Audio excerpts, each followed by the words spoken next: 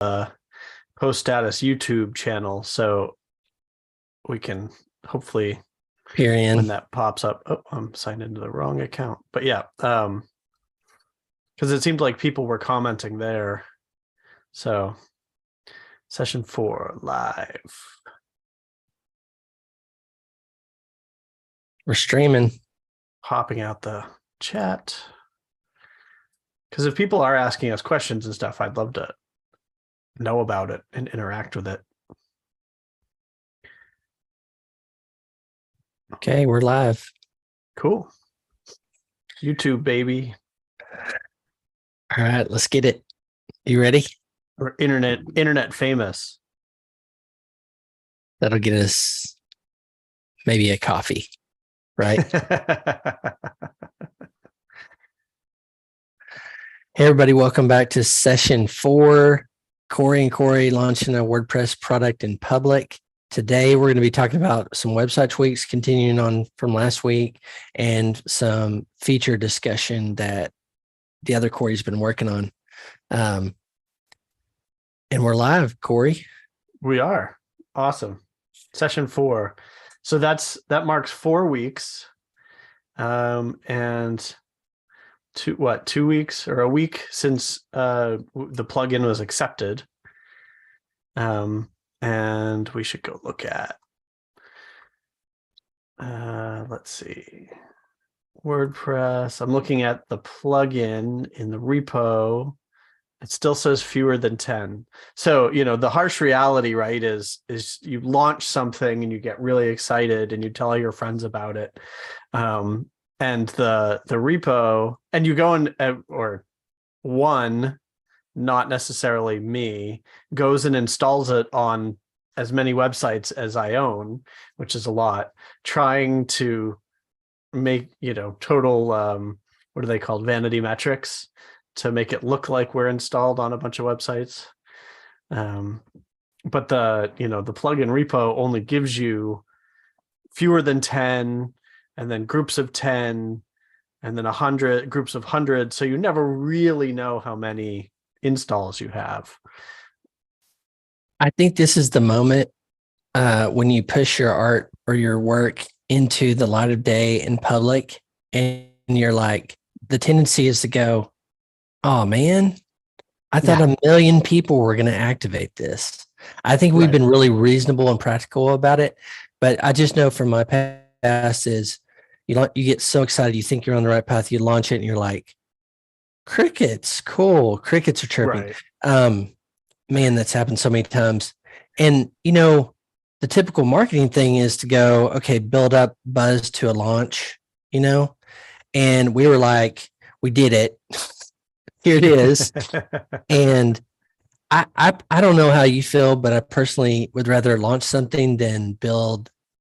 I know it's probably better from a marketing perspective to build up to a launch, to use things like product launch formula and stuff like that to like create a compelling story. And I'm just like, or you could push publish, right. And I think we've had reasonable expectations about it. Not that it would hit 1 million, active installs or anything like that. But this is the point where I tend to probably have that little moment of deflation. Mm-hmm. But I'm shoving past that. I'm like, because we didn't have a big email list to send it to. We've been putting it in post status in our personal channels. But we talked about last week, like key thing was like feedback from people. And so I knew on my list was to talk to Content Journey about this, because they do so much content production. Those people in the use case, the avatar that like does it all the time. But to me, Cory, I'm curious your perspective on all this too, having launched so many products, is there's you wait for that catalytic moment where you go, we got something, you and right. I had that together because we're like, I want this, but now we're building to some unknown moment where it's like, okay, we got something. Well, and it's getting something out there. I view where we're at. I have done it dozens of times, and I view it as a soft launch, right? So it's we put it out there. and frankly, I'd rather it build slowly. And then at some point, we're going to have, we're technically at version 001. And so at some point, we're going to launch 01 or 1. And that's when we, in my mind, marketing actually starts, or we put effort into it, or when we've got something for sale, that's when we start putting effort into, okay, getting it out there. But to me, this is the soft launch. We want a few people to wander into our restaurant. Hopefully, at least some of them are friendly faces, and they're the ones that are going to be like, you don't have any knives, which has actually happened to me over the weekend. We went to a soft launch of a new restaurant, and they literally didn't have knives. And so we were eating chicken and waffles with plastic forks. And so you had to stab the whole chicken breast and like take a bite and then put it back down on your plate, but it's like, great, work out the kinks. The thing I struggle with, honestly, is getting there's times when I build a product that I immediately start using. And so to me now, the difference of a soft launch is just building something for me to use it. And here I'm not yet comfortable, and this is something I've been sort of asking myself about. It's like I'm using it on a couple of my own websites, but I'm not yet putting it in front of my clients other than showing it to them. But I haven't like installed it and told them this is what you're now using. And so I'm still looking at the UI and going, okay, why, what features are lacking? Or, why don't I have confidence in we've technically proven that we can solve the problem, but it's not elegant enough or friendly enough or simple enough for non-technical people to use. So that's kind of where I'm at. And so I feel like we're waiting for feedback from all quarters, including our own, before taking more steps forward with the actual product.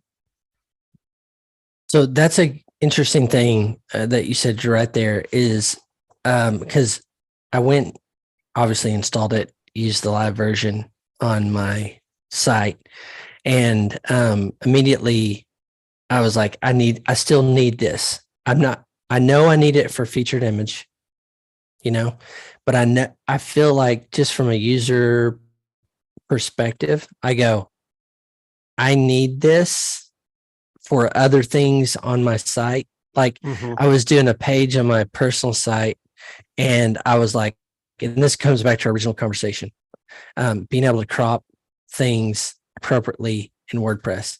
I already bump up to my bet's still on this because I want it is the custom specifications. I found myself, I think I used, the circle thing you did. Yep. The circle crop. I was like, I needed it for something. It wasn't a blog post.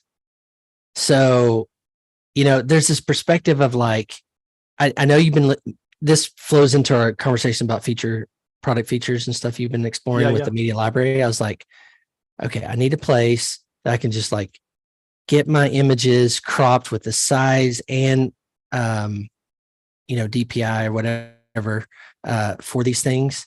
And I'm like, this would be cool to have. I actually used Crop.Express, I think yesterday for something. Right. And I was like, the utility of it still rings true for me. I just need this utility. But I was like, you know what I need? I just need to crop something real quick. I went to Crop.Express and used the online tool for it. So I'm curious your thoughts too about, okay, so when you're doing a WordPress website, you're publishing, you're creating content and stuff. And it brings back like just an exploration. I'm not saying we do this, but like your thoughts on media library in the center of, okay, I've uploaded my photo, this whole hassle of doing all this, finding photos, cropping photos, all that stuff. And then the utility of like being able to manipulate this, and any updated thoughts, and maybe we just go straight into the product stuff you've been thinking about. But Yeah, that's the segue. Because I personally also had a couple of images to crop and was like, okay, I can create a post. I can, for the sake of the exercise, I'll create a post, I'll crop the image, and then I'll delete the post, and that cropped image is now in my media library. So to me, the next short circuit sounds bad, but the next shortcut, there we go, that's the good version, is I go directly to media library and can manipulate an image. And so I started working on that as kind of the next step, because without hearing, again, without having too many of these kinds of conversations, I'm like, okay, well, I'm going to continue to solve the problem that I have, because again, this, the presumption is that you and I have a problem that a lot of other people have. So featured image, and then the same functionality and UI on top of the media library, which is coming along pretty well. And then I actually have Classic Editor installed. Something that I think is going to come up pretty often in our conversations is that I do not go near the block editor, and for a number of reasons, and that's its own conversation. But and that isn't to say that we don't have plans and even some code already for a block that also allows you to crop images. But for my own uses, I'm going to implement this into the Classic editor before I implement this into the block editor, unless people start telling me like, oh my God, we need this in the block editor. And again, not to say that that's not like next on the list or, within the next few items, but anyway, so that's, to me, that's, I'm with you. And I think I had also pinged you and earlier in the week and said to sort of start the conversation of like, or maybe it was last week, but anyway, like, what does the new website look like, and how do we implement that same functionality? Because also the plugin now has the circle option and Crop.Express, the website, does not. And so as I'm getting more and more comfortable essentially repeating the functionality and the UI, we want to decide on what that lead magnet Crop.Express as a wide open pure web utility for cropping images as lead magnet, like what does that look like? So Yeah, utility of it is, I love utility tools, Yeah. and the question I wrote down here is I think we're trying to answer is, what will enough people value to pay for in the sustainable premium product type category? And again, just anchoring back to finding the paths. And so it's like, if you're creating content online professionally, you probably have this utility somewhere, like Canva or Photoshop or whatever that, you Affinity Designer. And then anchoring to WordPress is content producers, I think, generally speaking. So, and then we've got these two things. We've almost got two potential use cases that you started this project through the online tool. Now we have a plugin, and probably, I don't know, do you think we need to talk about those two things too? How we keep up, like, do we keep parity with the online tool and the plugin kind of thing, or? I think we start with it anyway. And I think that gives us the sooner this. So to me, yes, like the down the road is the pro version. What are people going to pay for? But if we are walking the steps of setting ourselves up for freemium, then we just need users, full stop, right? And it's like, what's the first thing we can start talking about? And normally that's the plugin. And so I'm in forums, or I'm, in Facebook groups or whatever, and I'm mentioning it. And again, I think we'll start to see a trickle of users, WordPress, just natural discovery within the WordPress plugin directory. But if we are happy with the UI that I've knocked together, then setting that up on Crop.Express, and then and putting a little banner that even links to the free plugin, need this for WordPress, click here. Again, we've already got way beyond the WordPress world. We've got there's so many websites that just let you love to list free utility tools. And so to me, that's an easy way to have something to talk about, even beyond, again, my normal situation is I create a free version of a plugin, and then I have to go try to show that to people. And inevitably, lots of the people who see me plugging it are going, well, I don't use WordPress, so it's not even the beginning of a conversation. So here we've got an extra advantage. I think we could take advantage of that. Yeah, absolutely. Since it's already built, like we talked about last week, if anything, it's a great lead magnet. Yeah. Okay. So, I mean, I guess what I'm picturing, is, like we started sort of what I put on your to-do list last week is, the envisioning of this over time. But I guess I'm picturing, even in the short term, like a landing page, and then I can integrate the cropping tool, utility tool, and keep chipping away at the plugin, essentially. But that gives us lots to talk about, lots to promote. And again, lots of different, hopefully different places to start collecting feedback, because yes, we launched, it's fun. But like you said, then there's that little like, okay, now what? And then it's the feedback. It can be internal feedback, but we need some guidance on what we do next. Mm-hmm. Swag. So always swag. Come on. I mean, you created the new logo. Oh, that's right. So yeah, on as far as accountability goes, I think you had more fun doing the logo than the plugin, by the way.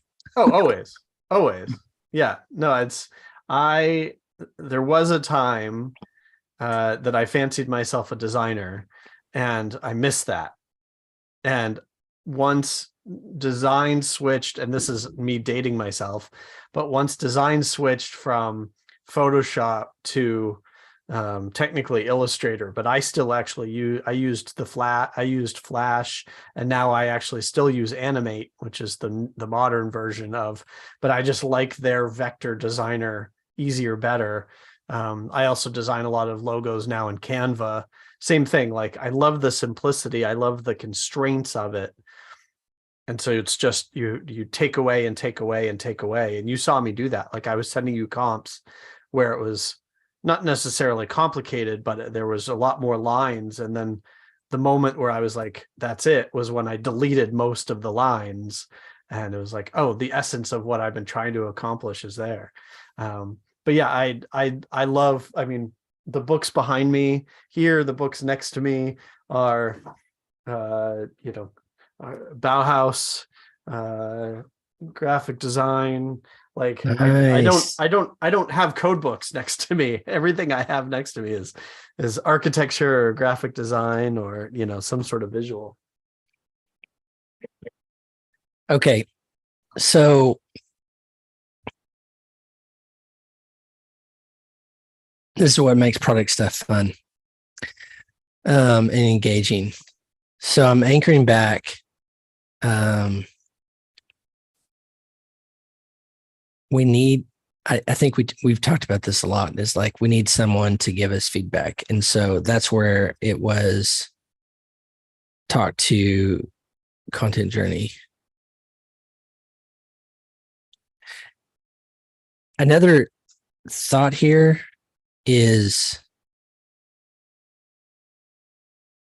asking agency owners, people that build sites, and getting there, because we've talked about this a lot. We think agency owners in the WordPress ecosystem essentially end up, this is my perspective, but I want to hear yours, buying plugins, functionality, things like that for their clients' websites, whether they use their key, their premium key, or whatever it is. And that's a whole separate issue. But I've tended to see, we want to do this. We need this for the client. We'll buy it. Whether we pass it on to the client, we just absorb it. Gravity Forms, WS, any kind of form plugin, I bet you is on like 90% of client websites for the agency going, you need forms. You got to have forms. And it seems to me, it's like, if we fit this in the story, agency owner, freelancer, builder person, delivering a site for a client, where I've seen the most use cases just from my themes and different things is like, they're going to use their website, or it's like a content production agency, like Content Journey or whatever else, or a blogger, professional blogger creator using this to speed up workflow. Now, how does that sit with you? Like, I feel like we've defined this case of like, if you're producing content on a regular basis, this could be a tool in your utility, in your workflow. How does that square? And what are your thoughts here about, like, I like talking to agency owners because then they might be the number one customer, find it on behalf of their clients, so they don't have crappy, huge 15 megabyte files on their site. I don't know. What are your thoughts there? Because and sometimes I go really slow on this and ask questions because I'm trying to get it, when it gets clear in my mind what we see, it'll help. I think it really helps me personally to go here. What are your thoughts on that? Yeah, I think that's fine. I guess I'm not clear on how we do that, right? Like, we are, I guess what I'm finding in me taking the leap forward in implementing this into the media library is that we're not quite, like, we've got the cardboard version or something. And so it's like, I don't actually anticipate. One of the things I also realized was if you already have the perfect image, like so sorry, I'm a little all over the place. I didn't sleep well, so I'm not as coherent as I'd like to be, but bear with me. One of the most difficult things in what we're trying to do, what anybody is trying to do product wise, is unless you have a brand new thing, you're walking into, or you're trying to get people to switch. So like you said, people already have a process for editing images. They're already in Canva. So how do we get them to take an afternoon, and install the plugin and say, okay, for this next post, instead of using Canva, I'm going to use this plugin. And so that's tricky, right? Because we also only have one opportunity to get it right now. I mean, people will try again, at least a free version. But I feel like we're still a little shy of solving the problem enough so that people are going to keep it installed. Like, one of the things, again, that I realized that isn't there is, if you already have the perfect image, we force you to crop it. And we also, like we've talked about, we don't have, we've put in a handful of square 16:9:4:3. There isn't a way to customize that. And we're talking about charging for that down the road, which is fine. But again, right now, are there going to be enough people that are coming in and going, I only need one of these 5 and that's sufficient. I'll keep this installed. And then again, for me, it was like, oh, but I could go over to Media Library and upload any old image. So it's like we have a proof of concept, which I think is great. But I also wonder that we're not a little premature in calling it a product yet, right? Or how do we get people to install this, and it might and leave it installed, or promise to come back in a month and try it again, or like, I don't think we're not hurting ourselves by having it in the repo. It gives us something to talk about, gives something, a place to link, all that kind of stuff. But now I guess, going all the way back to one of your first questions, or the first things that I talked about on this call was, where I'm at is usually this is where I start scrambling to be like, oh, now that I'm public, oh crap, like people are seeing that the wheels are on my go-kart are square and I need to quick chisel them to be circles, or they're going to make fun of me, kind of thing. And so it's, there's a little bit of a like, what do we, what is the next thing that we have to do to get people to actually keep trying this, or stick with this, or what have you. Okay, I want to go back to a couple of things you said. This is a powerful statement you said. Keep it installed. Okay. Mm-hmm.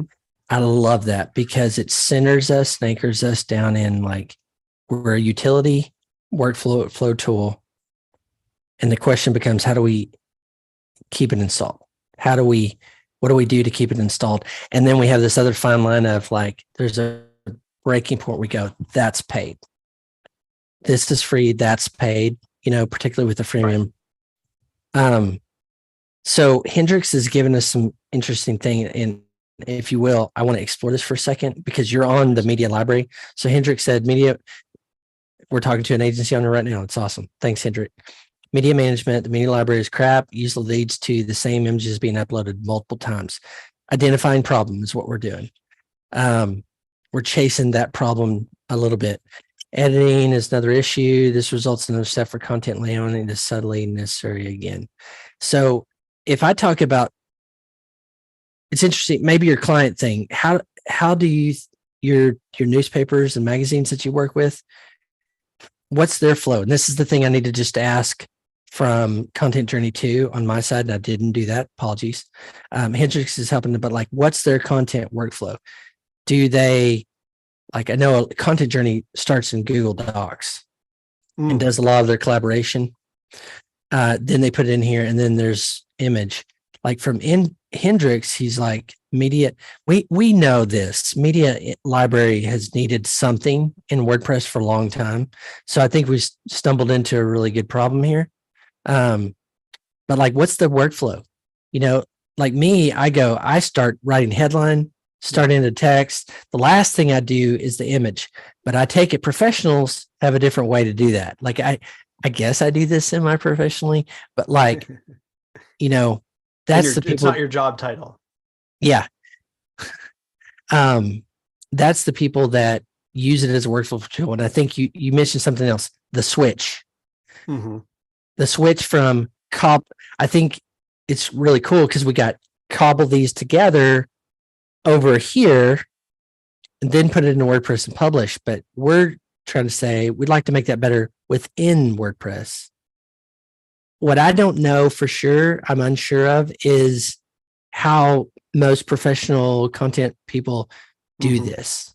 Do they go checklist beforehand, image, title? Like I know Content Journey has a whole SEO and content stuff and process they work through. Thoughts on that? About the media library? The clients I have do not use the media library. They are uploading on one site. It's a custom size and a 16:9, and then on the other site it's square and 16:9. I had to add essentially multiple featured images for each story. So it's like on the home pages and on the archive pages we show squares, and then when you click through to see the individual post, you see the big 16:9. But exactly as, and I have the same question mark as you. Like, this is where they've arrived, but these are professional writers, but they are not experienced WordPress people for the most part. So this is the flow that they've settled in on. But yes, content comes from Google Docs. Same thing that I've seen almost everywhere that I've worked where there's a lot of content. So I think that's the most common situation. And images are last is also the thing that I have also seen with the number of sites that I work with now and have worked with in the past, even at big agencies on sites bigger than what I work on now. Images come last. They go and somebody goes and hunts for an image after the content is written. And like I said, what I've got, I mean, this was why I created Crop.Express as a utility in the first place, was I said this, they can't just keep uploading. These are writers. They're non-technical people. And so there's the shame on them, shame on me situation where I've tried to teach them, or and created documentation and stuff like that around proper image cropping and image compression and all that stuff. But at some point I have to say, okay, I'm the technologist here. Technology needs to do this for them. And so that's where, yeah, I think we're on the right path. And that's why when you initially suggested let's start with featured image, I jumped. I was like, yes, that's it. You pointed that out to me, though. I want you to know this for context, because you're in work doing client work. I know what a featured image is, but you have clients using that. We use it at Post Status, and I don't like it. Like the featured image, the way that I haven't taken the time to take the theme. So it like blown out huge pictures now, and I haven't taken the time to dive into it. But you're like, most every theme includes featured image functionality. So there's step one, Yeah. I want to zoom out for a second, Cory, if you're okay with this. We'll get back to the product, but this will help me this discussion. Yeah, sure. Images in publishing. What's their purpose? What's their reason? What are people trying to get out of them? The two things I stand out to me is something to hang your eyes on, something to set the tone of the content you're writing. That's one. Second to me is like SEO value. Put an image in here of someone doing or showing the thing you're talking about. So there's an SEO angle to it. Those are my two tops, but I'm doing this on the mind map, by the way, because I want us to get this story. This is the narrative to me. Sure. But like, if we zoom out, we just go like, what's the purpose of an image? Yeah. I mean, I've got paper magazines behind me, which is one of the main sites that I work on. And in a magazine, you can't not have a picture. And so it translates to the web where, nerds like me go to Hacker News and there aren't images unless you click through to the story, or Reddit. A lot of the time there isn't necessarily an image. But I think for news sites or sites that are meant to emulate a magazine, I mean, we call them blogs, but which came first kind of thing. You need an image. And so with the magazine that I work with, there's sometimes there's photography, there's dedicated photography. They do a lot of fashion spreads. So that's, original content, but there's also a lot of stories that they go to Unsplash or, Stock Unlimited.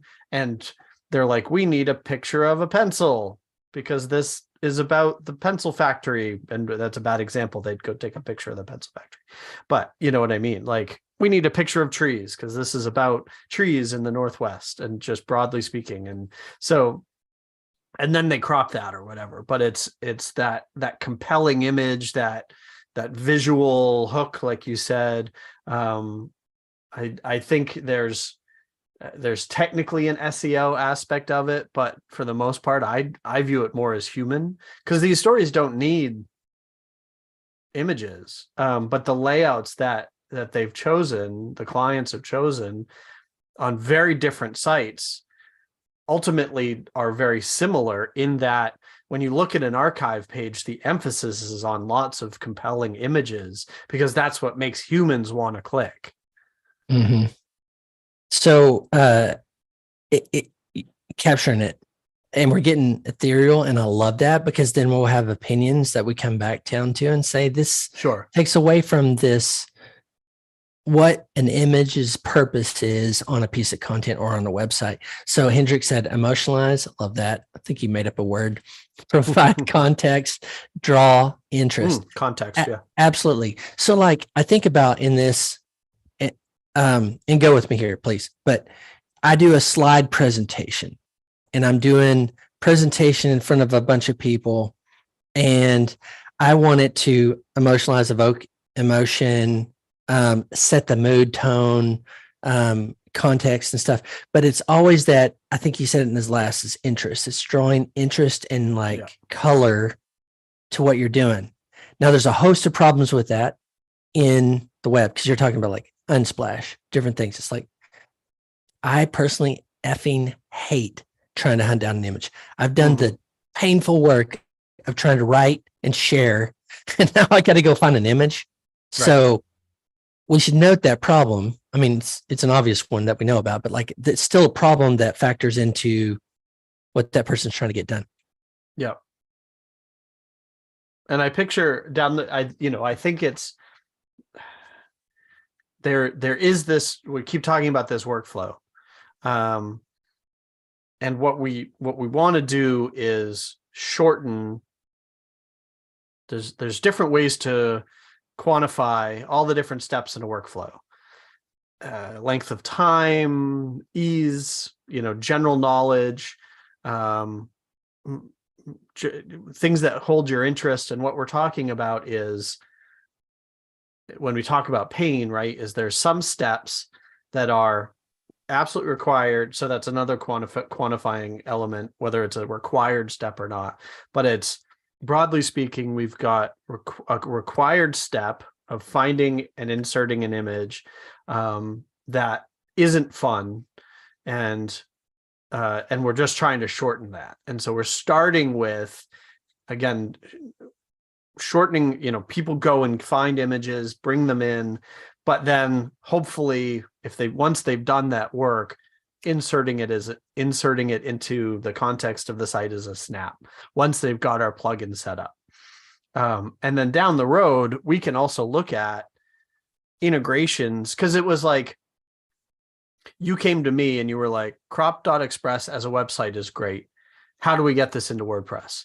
And I said, inserting this into WordPress is not a small lift, but I'm halfway done with a Chrome extension. So you, again, shortening the step of like, instead of loading a website, just click a button and it'll crop it, in a Chrome extension. And then you and I got talking, and it was like, okay, it's worth it to make the effort to make this a WordPress plugin. But trying to shorten all those steps and integrate with different, capture people where they already are, kind of thing. So it's, if they're already in WordPress, then they can do cropping there. If at some point we find that people are using the website, I mean, what's to keep us from monetizing the website at some point, right? Like, we don't have to be a dedicated freemium WordPress plugin. Things like Chrome extensions, not off the table down the road. And then we also could look at integrating with Unsplash, with whatever other, where people are getting their images, finding their images, that kind of thing. And to me, I guess it's you said something a minute ago about, what is the process and how do we know what the process is? And I guess to me, that's why I'm starting to add our functionality in front of, it's like you have a storefront and you have lots of doors. And right now we've put our code in front of one door, which is the featured image door, but people might be walking through the media library door, or they might be walking through the block editor door. It's like all the ways that people are, WordPress is here, I'm here, and we're doing something with images. And so it's like, how do we catch people at each door, at each interaction point of them, images, and WordPress? And so media library, an image block, classic editor, featured image, classic editor, featured image, block editor, whatever I just said. At some point ACF, their forms. Again, the idea to me is however we can get in front of people or in between people and images into WordPress. Yep. So at this point, I guess what I'd say is we've both said a lot of words. Maybe rephrase the question, like what it, I mean, I say that to be funny, but we're talking about a lot of interesting things. Yeah. Some of it is ethereal. What is it what is the question precisely that you're trying to have us answer right now? I'm zooming out from our original thesis, zooming out and trying to get a perspective. And I think you give me really good perspective of, we're a part of this process. Our product is a part of a bigger process. Like last time I looked it up, we said, make creative chores fun. This is a chore. It's like, I wrote this down too for us. I go, my grandmother painted paintings and she was an artist, an incredible artist. And we've got a lot of her work in our house.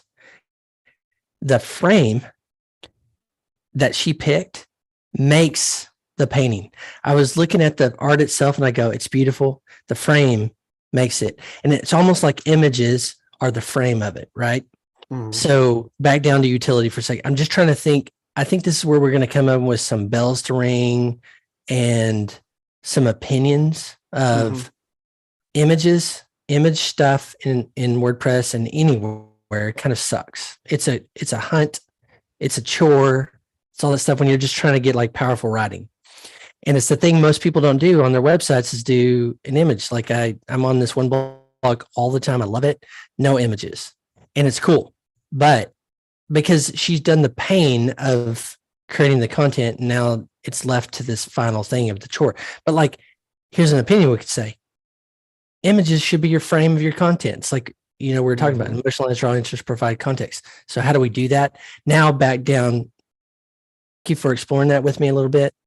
I just like to get this bigger perspective because sometimes, Cory, I've been like, I want to solve this one problem and I don't see the bigger picture zooming out. Now we can zoom back in too and just go like, in an ideal state, finding and sizing are two big design issues in publishing. And Hendrik just brought up another good one, which I deal with my clients all the time, which is broadly speaking, image metadata. And so it's like, and it's a chore. And because they source images, free images that need credit, or again, they're having bespoke fashion shoots done and they need to credit the photographer, and all that kind of stuff. I just saw a plugin yesterday that is integrating AI with WordPress images to write the alt text for you, which I thought I'm like, that's a no-brainer. That's a problem that's desperately needed to be solved for a while, as much because humans are terrible at this kind of stuff. Yeah. And again, non-technical, non-SEO clients don't understand.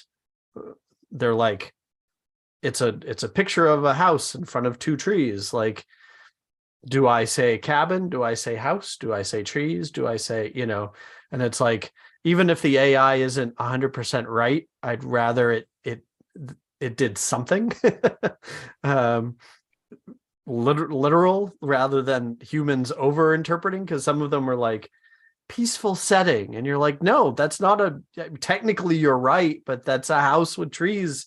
It's not Google doesn't understand what a peaceful setting is, but it'll know that it's a picture of a house with trees and read the article about a peaceful setting, and then it will connect the dots. Obviously I'm being presumptuous about how Google works, but I think that there's definitely times where there's too much human interaction and whatnot. Anyway, I'm ranting, but I do think that part of the bigger problem, as we're trying to define it here, finding images or sourcing images getting inserted correctly for the theme, for the site, for the design, and then metadata. So it's that whole last, if it's a Gantt chart, it's the last chunk of that Gantt chart of, okay, my story is ready to go. Oh crap, I need an image, and everything that involves: finding the image, inserting the image, resizing the image, making sure all the metadata on the image is correct, and then I can publish. Yep. I think what this does for me too is help with marketing. Like when we talk about lead magnets, it's like, how do you source it? That's an easy blog post lead magnet, something. The other thing is a potential path for us. Like we got one part of the thing that we've kind of said, crop scale, get the right size. Downstream, we have another path that we could take, is like taking the other problem, which is finding, sourcing. Not saying we should do it, just saying it is 100%. an option. Yep. Finding, sourcing, then correct. And it's like trying to put this puzzle together. Well, okay. it's like there's a lot of thinking, writing, talking now in the startup world about, sorry, I'm rising slowly with my desk. But about not jumping in and building products, which I'm terrible at, but at talking to customers first, defining problems, letting them define solutions, and then that's what you're supposed to build. I'm too impatient. I'm a developer. I'm a hammer. Everything's a nail. It's a problem I have, and I'm fine with it. But I do think that this helps us fill in some of those gaps that are necessary, right? And it's like you said, if we understand the problem, we don't have to solve all of them, but the problem is what everybody wants to talk about. You go to a meetup.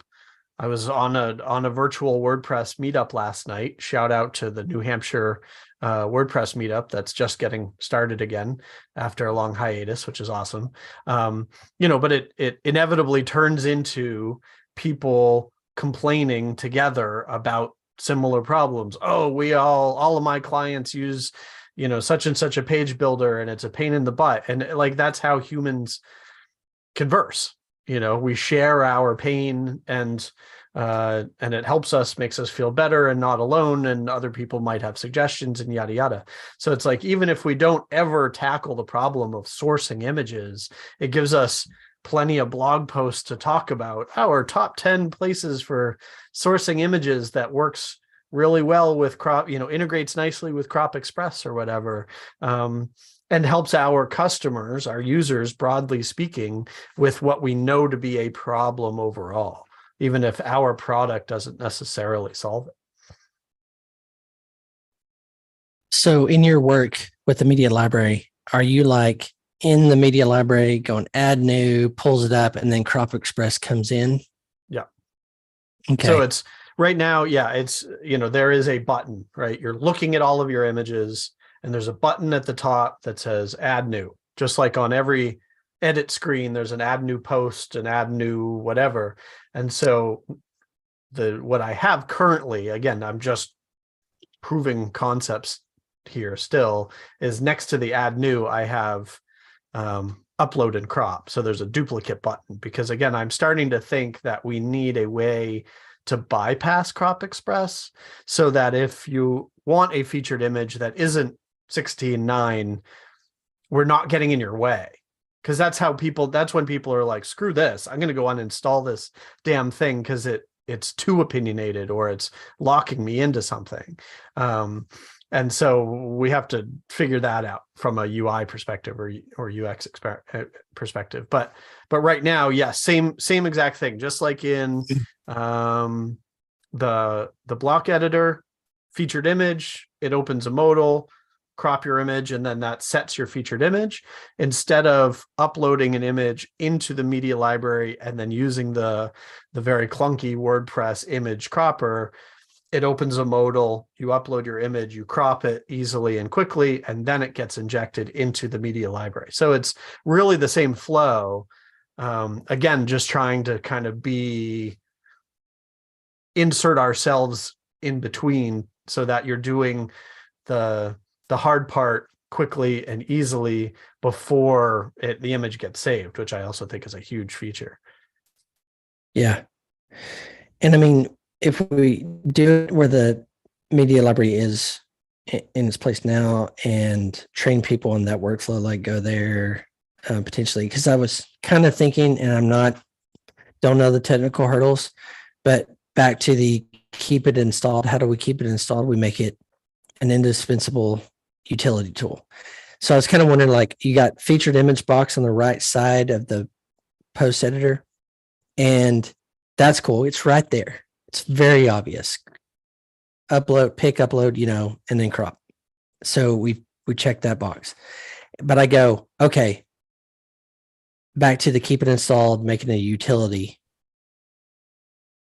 There's one thought, just going to give these raw, is that there's a left side of the WordPress nav, there's Crop.Express menu item. Go in, they can start manipulating. Somehow that's probably tied in with the media library, not a developer. The other option is using media library as it is. Third option I was thinking about is right below that feature tab is like, here's your handy utility tool right at your fingertips when you're in the publishing process. Because downstream, like if we did any one of the left menu or the right side of the post editor, I'm like, put the utility tool right at my fingertips. Mm-hmm. Down that one stream of like the finding, if we decide we want to maybe try to do this at some point, you're like, it's right there. You've done the hard work of writing your post. Now this tool over here, because I know there's Gutenberg block, big hill to climb on that. So I'm like, right here, I can, it lays the foundation for saying find source potentially. Then step 3 or 2 is crop it and put it in. We still have to figure out that gap between post block editor and here. But I don't know. Those are the 3 things I've been thinking about, but I want see what you think about that. Yeah, I like that idea. Like what jumps out at me is so we're talking about like you're in the dashboard. You're not in the it's what is the context, right? So I'm writing a post, I'm building a page, and so I'm inserting images. Again, like and that's where the block I think comes in if people are using the block editor. At some point, I think before we started recording our calls, we talked about like I use Beaver Builder, and they allow custom modules. And so having when I'm building a page or my clients are building a page, insert an image. It's not just any image. You've got in the media library picker, but with our cropper installed again. But anyway, the context of you go to media library to upload and manipulate images. I'm sure some people do that. I don't understand the context of it, but I'm sure some people upload images or think about images separately, and then they want to go find them when they're writing a blog post or something like that. To me, WordPress search is terrible. And so trying to upload a whole bunch of images and then go find them out of the workflow, I can't even imagine, but I'm sure people do it. But all that to say, I like your idea of like, I just need to crop an image. I'm, maybe it's the fave icon, or maybe there's some other context we're not thinking about yet. But it's like, instead of there being a Crop.Express admin menu item, it would say crop an image. And so it's like, it might, and you're right, it might even be redundant or somewhat redundant to the media library integration point. But it's like, it saves you going to Crop.Express, the website, or it saves you having the Chrome extension installed, or whatever it is. And so I like that idea of, like, again, to me, it's we're trying to sort of cast a net. And so it's wherever we're catching people, wherever they're dealing with images. And then I just think that, as we continue on our journey, interacting with people, hearing feedback and stuff like that, that it's all those points that are then going to be upgraded.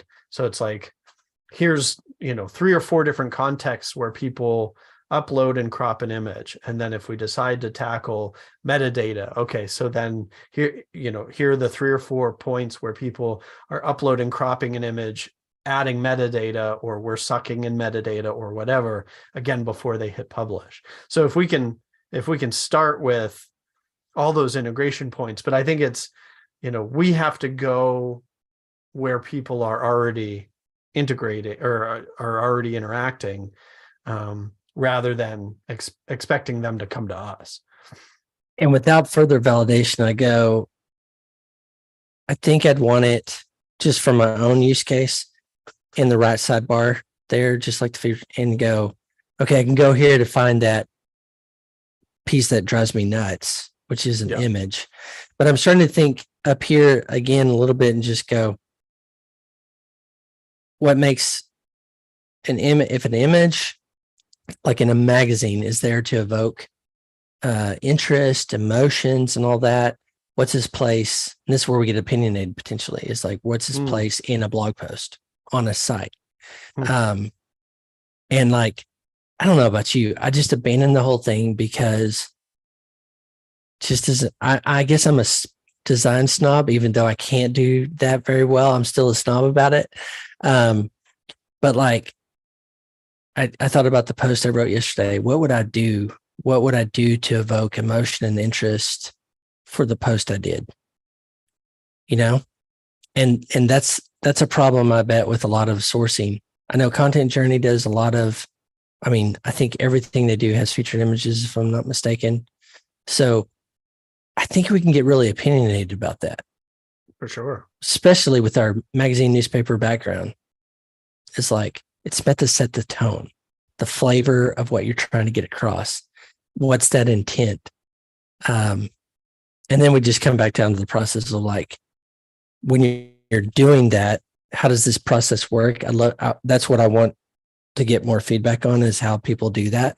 Because they probably go, you're doing it all wrong, Cory. You're doing it at the back end. You should do it at the front end. I'm like, okay, tell me more. That's true. Right. Yeah. And it's,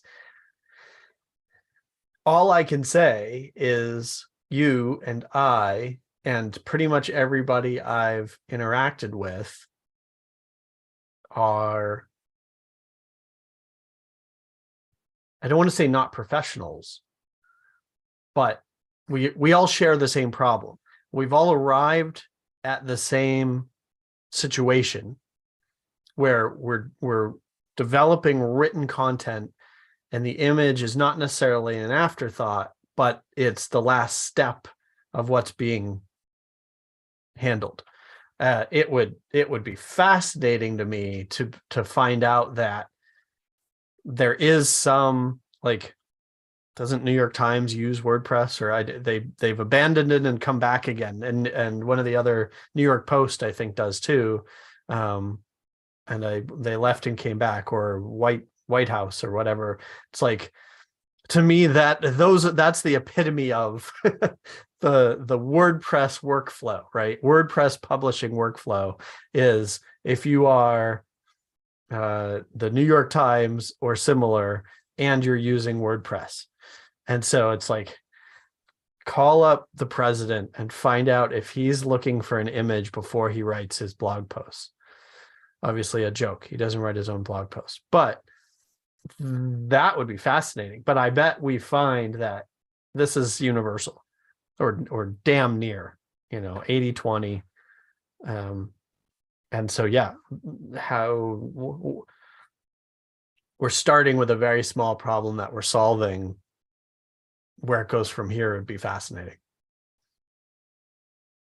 What comes to mind is like, doesn't Yoast Pro let you put in some keywords and then it helps you rate your content based on those keywords, or it looks at search results or keyword points, and how you're going to rate for those keywords, kind of thing. Like, so I start to, yeah, I love that. Imagine you some AI thing going down and going, here's a couple of images we either found or created on the site that flash them up a bit. Yeah. I'm so funny about my content though, and I'm trying to unearth a bigger problem here that could really lead a roadmap. But seems like there's a problem. It's wonky. The workflow to frame, evoke interest through images in your content. Like when you said element Beaver Builder and I put Elementor down too, I'm like, oh, that's right there in that workflow. Great business integration to do. I just talked to Robbie yesterday, by the way, so we could follow up with Robbie on this, and he might be a source of really good information. So I'll write down, follow up with Robbie again. Yeah. Like what does the Beaver Builder team know about how people use their tool? Yeah. Are they images are oftentimes they're lame because they're being pulled from stock. We feel like we need them. And they just, they're obvious stock images, Yeah. Which We've all used the same ones. Yeah. Which is interesting to me from an AI perspective of like, do something that actually more one-off matches the content and emotions and outcomes you're trying to evoke. Yeah. I think we're there. Like, all I'm seeing for the most part is people on Facebook plugging in some of their images and seeing, here's me as Hercules or whatever. But it's the image generation, or that, here's a picture of me in the style of Da Vinci or, Monet or whatever. But there've got to be people already using AI to generate images. Here is an article about XYZ, generate an image, and then that way I don't have to pay royalties. I don't have to do any searching, if the image is good enough and compelling enough, which is, also very subjective. Like you said yourself, you're picky about your content. So, would AI generated images be enough? I don't know. I've got a buddy who runs all of his images of himself. He's a DJ. And so he has his marketing site and he runs all of his images through like an Instagram filter that's one specific filter. So all of his images look consistent and stylized. And so, the image source is easy for him. It's him DJing. But the manipulation of the image takes a little bit of time, but that's what makes all of the images of him look cool and different, hip and with it, because he's a DJ, rather than just pictures of like, I DJ here in my office. The pictures don't look like anything. I may as well be working. Yeah. So yeah, there's lots of, it's a big, interesting step of the way we present ourselves online, and some of it's painful. But I also don't know yet whether, like, there's lots of potential ways to integrate AI. I also think it's early days of like the norms haven't been worked out on how we can use it and how we want to use it, frankly. Like, there's for everybody who's excited, for every person who's excited about AI, I feel like there's also a person who's very apprehensive about, like, do I, if every blog post needs an image, and so we're too lazy to go find the perfect image, then I'm going to press a button, AI is going to do its best, and then I'm just going to throw that up there because my blog post, somebody told me I have to have an image, but I don't really care if that image is honestly the best one. Are we contributing to, or AI writing? I mean, it's the same argument. It's like, if half the blog posts now are going to just be written by AI, is it worth it? Are we just continuing to pollute the web with bad writing, or saying the same thing over and over again? So it's all of this stuff I think is really interesting to start writing about or talking about. For me, I still think some of the dust needs to settle before we actually look at integrating the stuff, unless some obvious winner jumps out at us.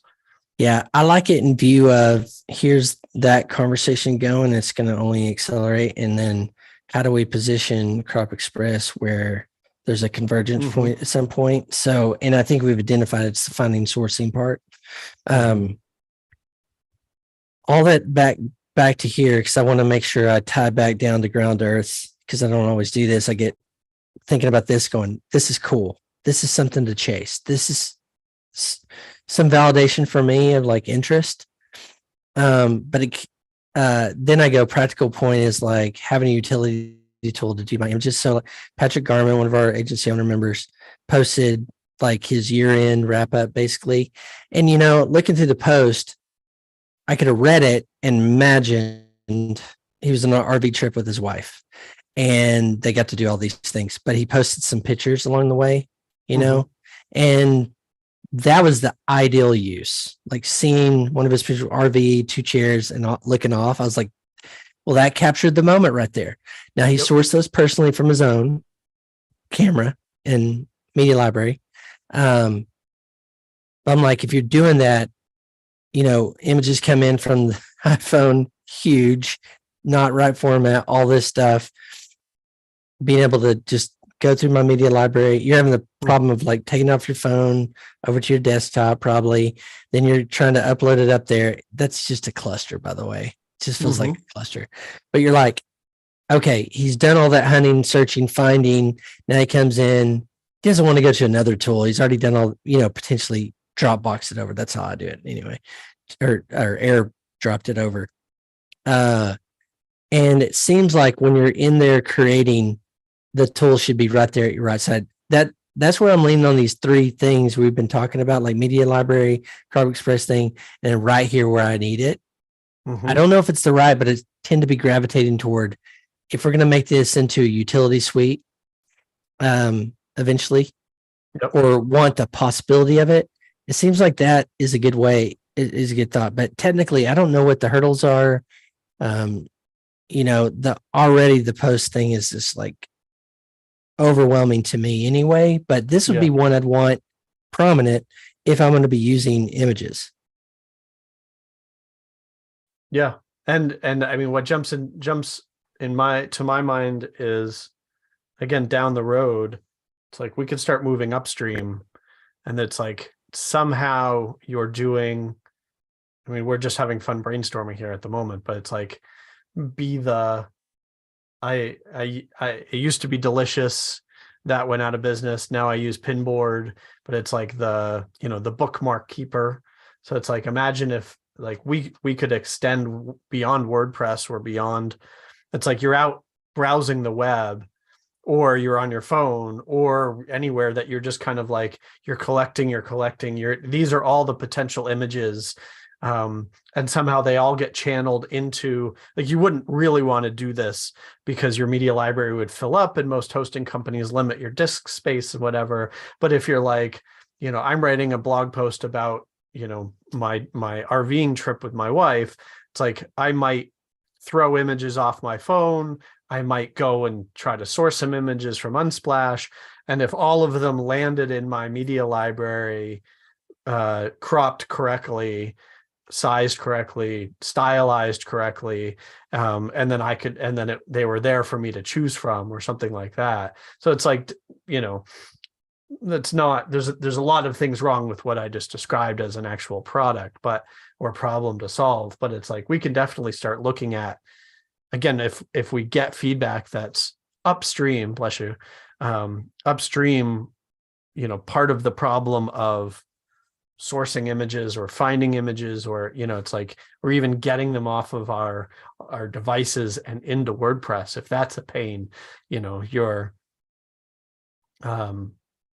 if you're Dropboxing it to your PC and then uploading it from your PC into your media library and then selecting it in your posts, then, what's the one click, like take it without signing into WordPress from your phone, what's the quick share to your WordPress install little utility plugin or something like that. I use an app on my iPhone called Flight that is free, and it's basically for emailing anything to myself, but it uses the share. So it's like I'm browsing any website or I'm in Amazon or whatever, and I hit the little share icon, and where it gives me the option to airdrop, or it gives me the option to post it to Messenger so I can send it to my wife or whatever. There's a Flight option, and it opens up a little icon. I hit post and it sends me an email with a link to whatever I'm looking at, because I'm in my inbox all day, and that's kind of ends up being my to-do list.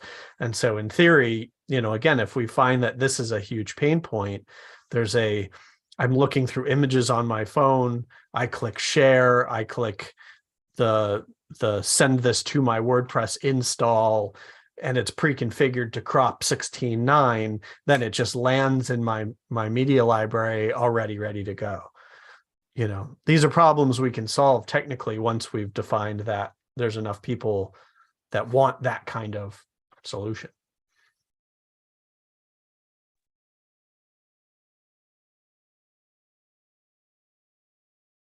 So right now you're working on the media library thing. But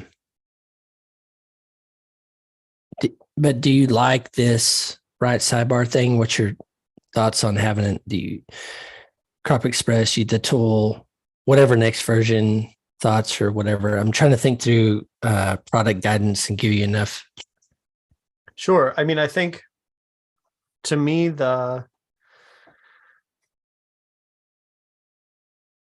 right now, the problems that I quote unquote know we have, because I have them, and I want, if nothing else, I want you to be using this. I want my clients to be using this. I want Content Journey to be using this, is featured image, media library, block editor block, classic editor, featured image.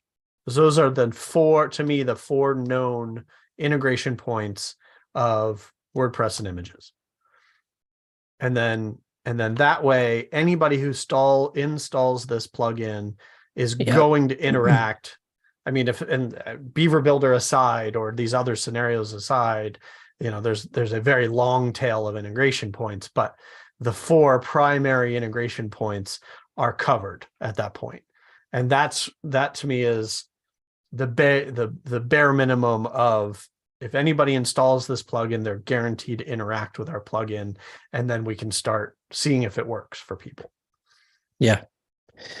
The thing I want to do on my own is chase this more meta concept of like purpose of the image, and then just look around and see, where it's like images, the opinion thesis I'm having is images should add value, not subtract or be a distraction. How does that get done? How do people source it? How do we get that thing? There is a SEO value, from a good image in that. And I want to chase that a little bit, because I think it's going to help us, downstream. Because like, if we do the thing you were just saying, get all the integration points, the basis covered. Yeah. That's the free tool to me. And then it's like, you want more and better, and this is where we could explore downstream on the paid side is creation, sourcing, finding part of that. And I really like that because the free of those, like, here's those points you're going to have, and we're going to be utility. We're going to help make it easier. This problem, easier, you know? And then what it saves us is some of this bigger picture stuff for pro and paid. Like, you really want to get serious about it, about doing this better, this workflow, this outcome you're getting, here's paid. Yep. There's certain WordPress plugins because I build web apps, and or because I control what my clients see when they sign in, I install user switching. On many sites, I install duplicate pages. Like, these are no-brainer, low lift, low impact, high value. They add a button that frankly should exist in WordPress. And I think that's kind of what we're talking about here is like, yes, WordPress has cropping, but it's dire. And so we are adding simple, basic functionality that arguably should be there or should be upgraded at this point. But where we take that, sky's the limit. But if we get to the point, I like that we keep talking about utility essentially, is like, if we are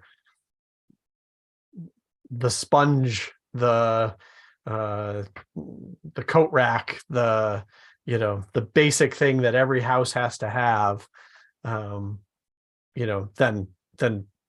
we're just going to watch installs happen. That's the dream, right? That hosting companies start recommending us because it's going to save them support tickets. That's the dream. And then past that, all this thinking that we're doing defines the business. Okay, take this for a second. I just want to quickly sidebar on something. You hit another value add. So if free utility is, making cropping easier, that's been our thesis. You just put a use case. We talked about Beaver Builder, hosting companies. So I go, what's the compelling thing? It's okay. Huge images don't help anybody on the web. Ginormous. It takes up disk space. It's, bandwidth. It's all those things. That's compelling. So then I go, this is just over here an idea for us. Is like, if we take that angle and make this like the rock star utility, and that's our base to showcase, okay, well, you want to go more, here it is. Okay, why would a host recommend it? It's like, well, maybe there's a tool out here that does this, but like when you put an image, it's like, hey, FYI, maybe there's a module or in the free at some point, it's like, by the way, this is 1,000 million pixels wide, big disk size. It's not the right, like some of that's in WordPress already, right? So like true. Getting some of those details to prevent, like it's kind of for the host, it's kind of like a prevention. By the way, this is going to help you. And the tool right underneath it, the free tool, is going to help you crop that to the right setting. You're like, there's a compelling value proposition. It's like, and this is 10-year-old story, but my mom used one of our themes and it's got rotating images. And she's like, wow, 15 5-megabyte files. That doesn't help anybody. Doesn't help the user, right. Doesn't help their visitor, doesn't help the hosting company. That checks a lot of boxes for utility. So I almost wonder, it's like, conceptually, you've uploaded an image to the media library and it's like, hey, this is effing huge. Size it. Yep. So I don't know. I just want to see, because technical, all the back end is like, conceptually speaking, you think this is huge. You probably don't even need it up here, but before we put it up here, we can make it better. Yep. Right there. That's compelling. It's like, people would recommend it and support, because this is I've heard enough of this that I think it's probably an issue. It's like, it's not going to help your bandwidth.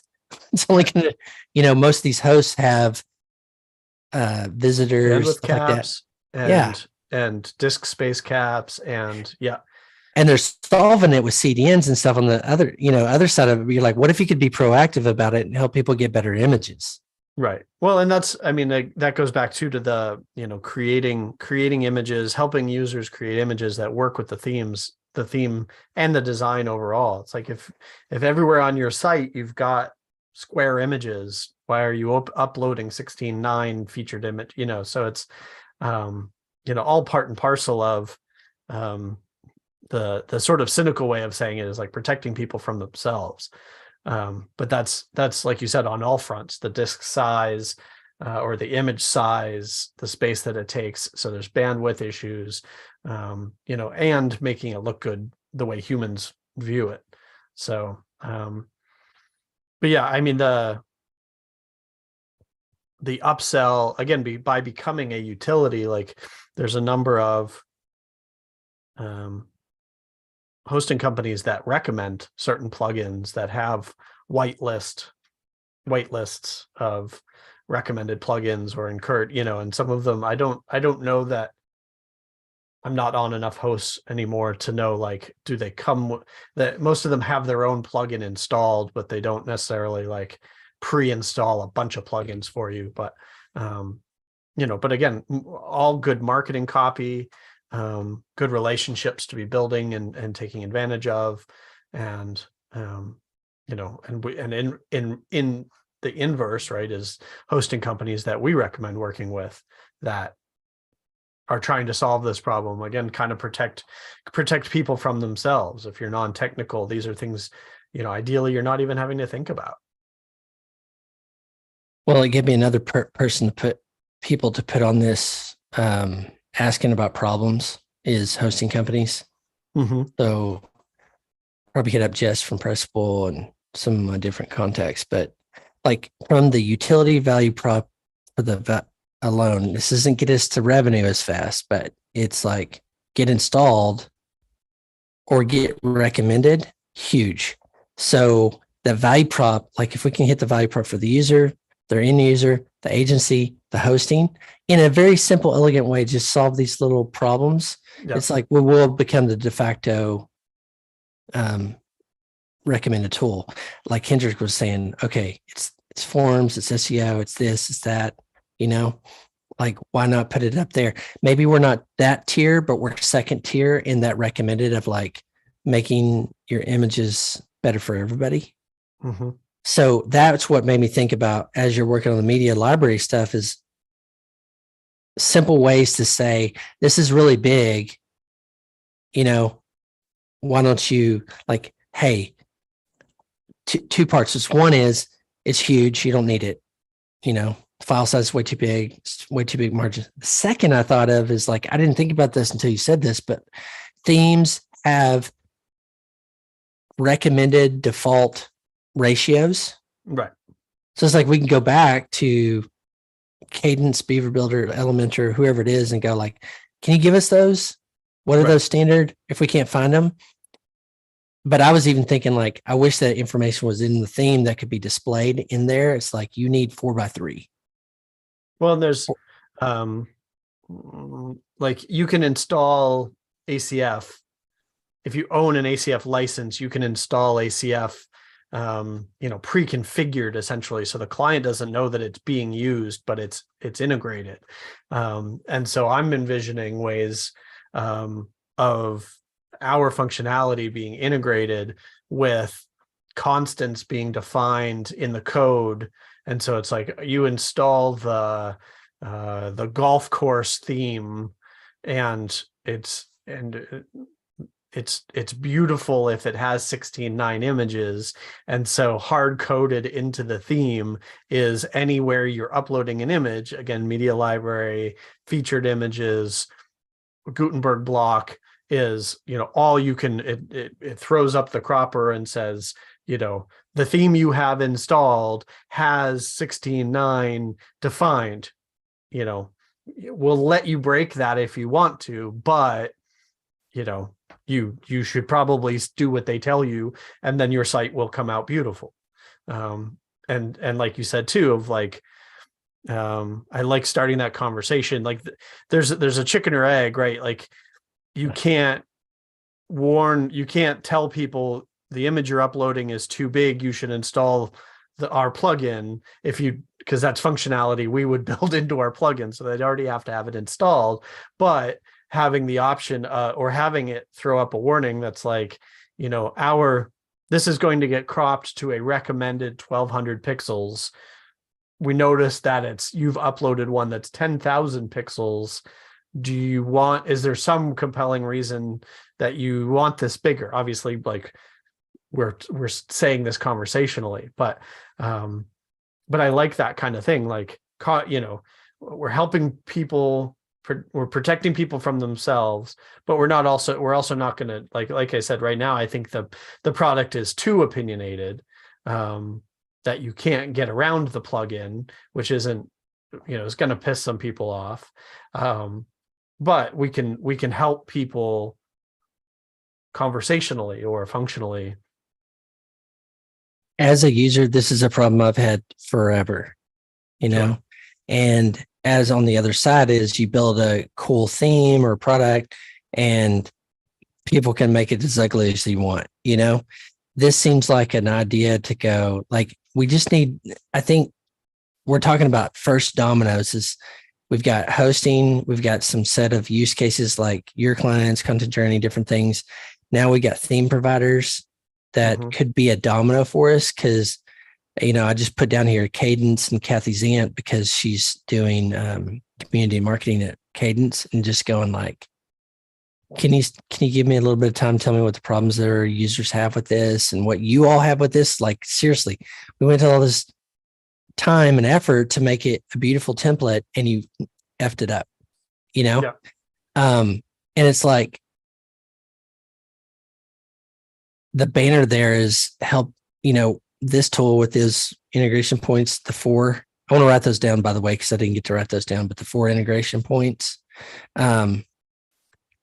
could be a way to get this adopted. Again, chicken and egg, but like, cool. Is it interesting to you and I to make this a free utility that potentially builds a bigger snowball down there? What's your answer? Hey, if we get internet famous off of a free plugin, I'm okay with that too. Like we talked about in our first call, all of this is a bit of an experiment.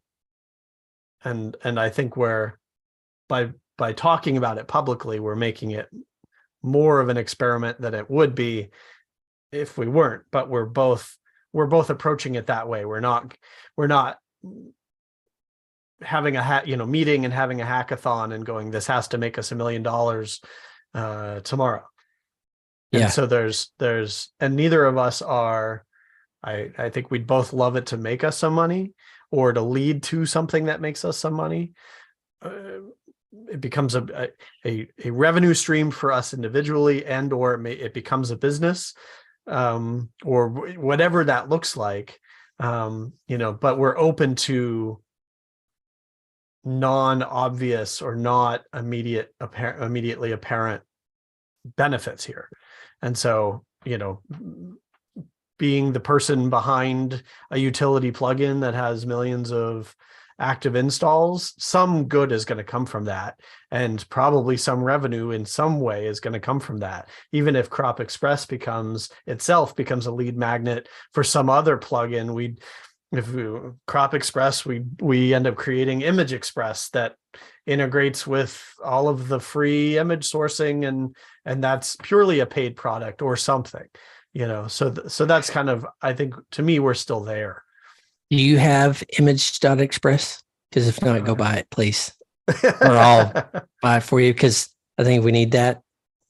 Okay. Everybody listening is scrambling right now to go see if you've got a 5-second delay, so see how fast you type. Yeah, okay. No kidding. Takeaways and next steps. I need to do my original to-do from last week, which is like, just have a conversation with a couple of these people on my list. Mm-hmm. You're continuing to work on the integration points. Media library is next. Is that right? Okay. Yep. Anything else you need from me? I just want to, sorry. He's getting domain, guys. Nope, it's taken.